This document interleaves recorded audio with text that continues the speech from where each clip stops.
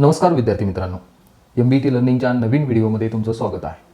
विद्यार्थी मित्रांनो, बऱ्याचशा विद्यार्थ्यांचा असा प्रॉब्लेम असतो की माझ्याकडे चांगला लॅपटॉप नाही, माझ्याकडे कॉम्प्युटर नाही, तर मी कशा पद्धतीने कॉम्प्युटर शिकू, मी कशा पद्धतीने कोडिंग प्रोग्रामिंगची प्रॅक्टिस करू.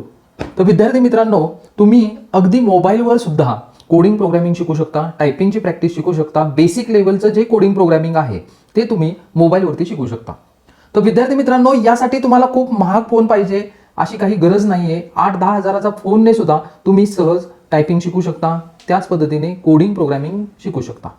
तर हे कोडिंग प्रोग्रामिंग मोबाईलने शिकण्यासाठी आणि मोबाईलला आपण कीबोर्ड कशा पद्धतीने अटॅच करायचा हे आज आपण व्हिडिओमध्ये पाहणार आहोत. तर विद्यार्थी मित्रांनो, यासाठी तुम्हाला OTGची आवश्यकता असेल.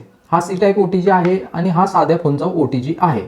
तर या OTGला आपण पहिल्यांदा USB कनेक्ट करायचा आहे. अशा पद्धतीने USB कनेक्ट करायचा आणि OTG आपण जिथे चार्जिंग करतो, मोबाईलचा जो चार्जिंग पॉईंट आहे त्या चार्जिंग पॉईंटमध्ये अशा पद्धतीने बसवायचा आहे. आता प्रत्येक फोनची सेटिंग वेगळी आहे. हा विवोचा फोन आहे, तर विवोच्या फोनमध्ये प्रत्येक फोनची सेटिंग वेगवेगळी आहे. तर विद्यार्थी मित्रांनो, हा विवोचा फोन आहे, तर विवोच्या फोनमध्ये बघा सेटिंग्समध्ये जायचं आणि सेटिंगमध्ये गेल्यानंतर तुम्हाला OTGचा ऑप्शन दिसेल. OTGचा ऑप्शन आहे तो ऑन करायचा आहे. आता आपण टेस्ट करूया टायपिंग करून आपला कीबोर्ड कनेक्ट झालेला आहे का तो. तर कीबोर्ड कनेक्ट झालेला आहे का नाही आपण बघूया. आता मी टायपिंग करतो. ASDF तुम्ही काही टायपिंग करू शकता. ओके, अशा पद्धतीने हा बघा तुम्हाला दिसतोय की कीबोर्ड आणि मोबाईल कनेक्ट झालेला आहे. तर विद्यार्थी मित्रांनो, आता आपल्याला काय करायचं आहे, ही टायपिंगची प्रॅक्टिस झाली.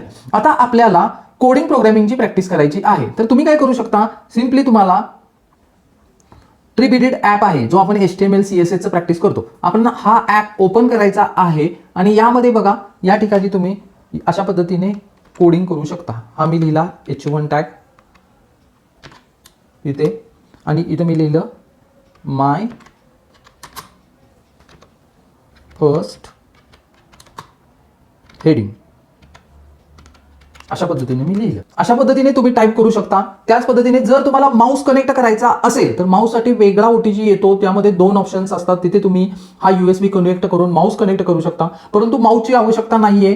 तुम्ही हा मोबाईल टच स्क्रीन असल्यामुळे पाहिजे तिथे तुम्ही या टॅबने जाऊ शकता आणि अशा पद्धतीने तुम्ही बेसिक लेवलची कोडिंग आणि प्रोग्रामिंगची प्रॅक्टिस करू शकता.